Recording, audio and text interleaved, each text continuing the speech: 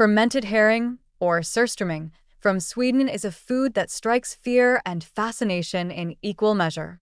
It's notorious for its pungent, overpowering odor, but for those who can get past its olfactory assault, it offers a surprising array of nutritional benefits. This traditional Swedish dish, made by fermenting herring for several months, is often considered an acquired taste, one that can challenge the very idea of what constitutes edible in the minds of many. From a health standpoint, fermented herring is packed with nutrients. Fish, in general, is an excellent source of omega-3 fatty acids, and surströmming is no exception. Omega-3s are vital for heart health, helping to reduce the risk of heart disease, lower blood pressure, and improve overall cholesterol levels. These essential fats are also beneficial for brain health, supporting cognitive function and potentially reducing the risk of mental decline as people age.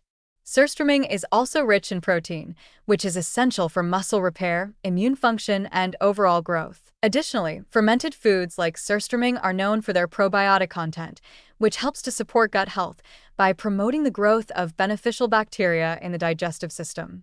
This can lead to improved digestion, better nutrient absorption, and even enhanced immune function. Beyond its omega-3s and protein, fermented herring is a source of important minerals such as iodine, calcium, and phosphorus, all of which contribute to the health of the thyroid, bones, and teeth.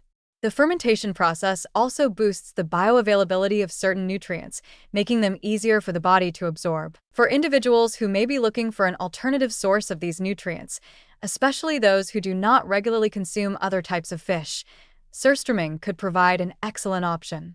The fermentation also gives the fish a unique set of enzymes and microorganisms, which can contribute to overall health by balancing the gut microbiome. However, for most people, the nutritional benefits of surströmming are overshadowed by its overwhelming and infamous odor. The smell of surströmming has become a cultural touchstone, often cited as one of the most foul odors in the world. The fermentation process, which is key to making the fish edible, produces a pungent, putrid aroma that is likened to a combination of rotten eggs, spoiled food, and a strong vinegar-like tang.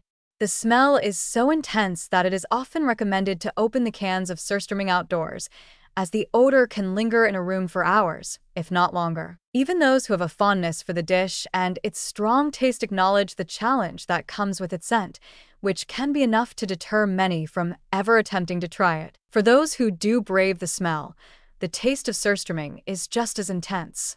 The fish, while tangy and salty, has a unique, fermented flavor that can be an acquired taste. It's not something you'd necessarily want to eat by itself. Instead, surströmming is typically consumed in small amounts, often paired with flatbreads, potatoes, or onions to help balance its strong flavor. The Swedish tradition of eating surströmming on Surströmming Day, the third Thursday in August, involves carefully preparing the fish with accompaniments that help to mask its potent characteristics. For many, surströmming is as much about the experience of eating it, sharing it with friends and family, than about the flavor itself. It's a communal dish, often eaten in a celebratory, somewhat tongue-in-cheek manner, with a dose of humor to counteract the sensory challenges. But the biggest challenge remains the psychological hurdle.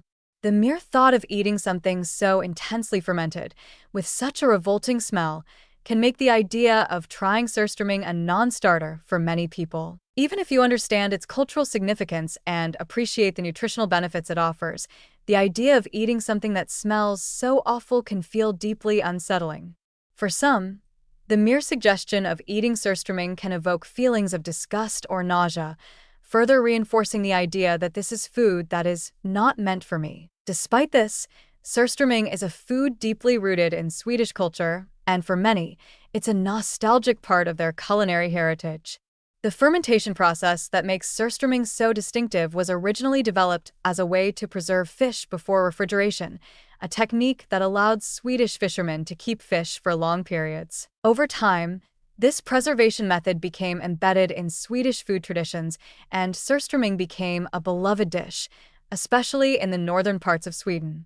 For those who grew up eating surströmming, the smell might even evoke fond memories of family gatherings and celebrations, making it an important part of their identity. To them, surströmming is not just food, It's a cultural tradition, a rite of passage, and a link to their history. For anyone considering trying Surströmming, it's important to approach it with an open mind and a willingness to embrace the experience, not just the taste. It's a food that demands patience and understanding, as it's more about the journey than the destination. If you're brave enough to open a can of Surströmming, it's advisable to do so outdoors and perhaps with a few friends who aren't on the joke, ready to share in the experience. Eating Surströmming is a ritual of sorts, one that involves navigating its strong smell, its powerful taste, and its cultural significance. For those who manage to conquer the challenge of its scent and taste, Surströmming can be a rewarding and nutritious food, offering a unique connection to Swedish culinary history. In the end, while Surströmming might never become a global delicacy, its role in Swedish culture remains firmly entrenched. Its reputation as a foul-smelling, intensely flavored food is part of what makes it so intriguing. It's a food that challenges the senses, but for those who can look beyond its intimidating exterior, it offers a unique and deeply satisfying culinary experience that can't be found anywhere else.